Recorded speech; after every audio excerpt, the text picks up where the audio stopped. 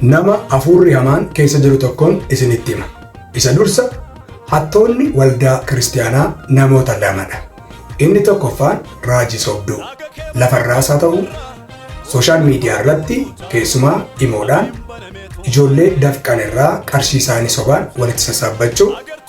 Hattuun waldaa kiristaanaa inni lammaffaan warra maqaa raajota sobduu xureessuudhaan ijoollee irraa qarshii sassaabbatan. Warri kun lamaan hattoota waldaa kiristaanaati. Kan biraan immoo ofuma isaanii akka hataman warra godhan. Kun isaani. Nama suura isaa argitan kana ni beektu.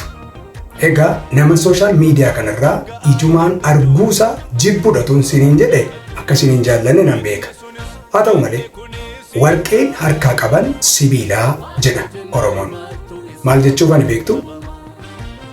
Sooshaal miidiyaa kanarratti barsiisawwan sobaa Yesuus Kiristoos irratti ka'an, kiristaanummaa irratti ka'an mormuudhaan kitaabilee garaagaraa mormuudhaan obboloota Kiristoosiin dhiisanii gara biyya lafaatti deebi'anii akka isaan Kiristoosiin booji'aman isaan gochuudhaan gahee leencaa taphateera.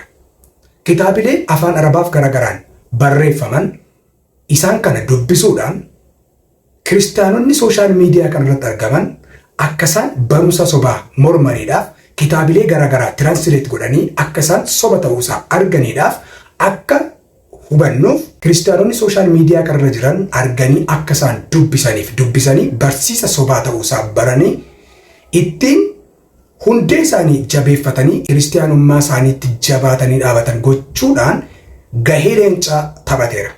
Ergaa kana waldaa kiristaanaa naa qaqqabsiisa.